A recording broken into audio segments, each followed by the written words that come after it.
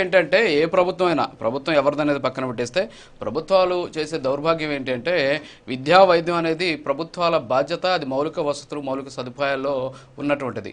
ప్రతి వ్యక్తికి కూడా కూడు గుడ్డ గూడు అనేది ఏదైతే ఉందో అది అందరికీ ఉన్నటువంటి ప్రభుత్వాలు చేయాల్సినటువంటి బాధ్యత. సరే, మనం చూస్తూ ఉన్నాం గతంలో ఏం జరిగింది, వైద్యాన్ని ఏ విధంగా ప్రైవేటీకరణ చేశారు.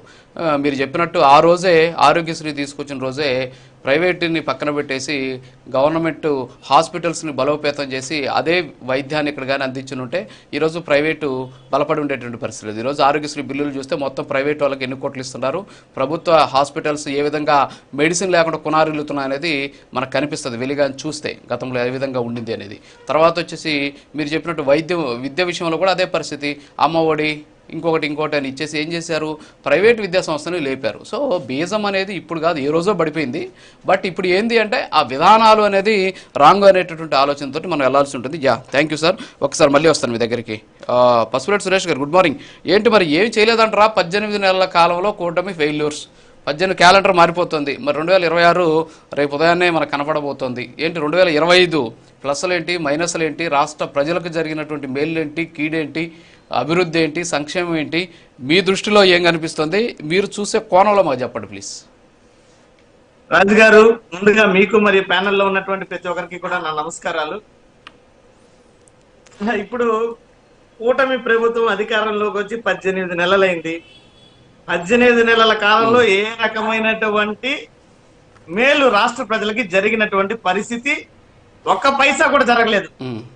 ఒక పైసా, ఒక రూపాయి కూడా విలువ చేయడం లేదు ఈ ప్రభుత్వం. ఎందుకంటే గతంలో జగన్మోహన్ రెడ్డి గారిని ప్రతి విషయంలో కూడా చంద్రబాబు నాయుడు గారు విమర్శించేటువంటి వ్యక్తి.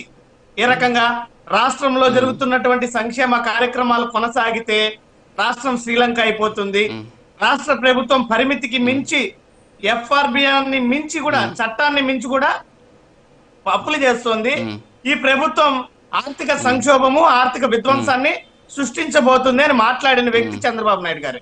అది అందరికీ తెలుసు.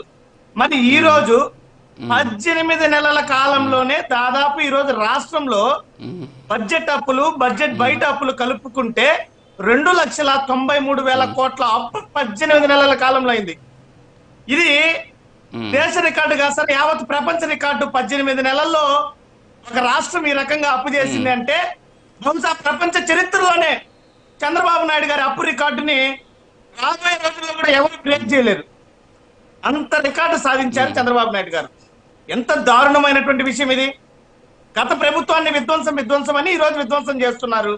రెండోది సూపర్ 6ల విషయంలో 18 నెలలుగా సూపర్ 6 ఏ రకంగా ఫెయిల్యూర్ అయిందో మీరు చూశారు.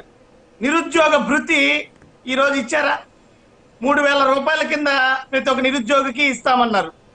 ఇచ్చారా? ఇవ్వలేదు. పోనీ మహిళల కన్నా ఆడబిడ్డ నిధి ఇస్తామన్నారు 1,500 రూపాయలు, ఇప్పటికీ ఇవ్వలేదు.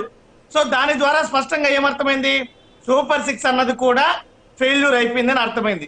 మరి ప్రైవేటైజేషన్ ప్రభుత్వము ఇంతకుముందు మీ మాటల్లో ఒక మంచి పదాన్ని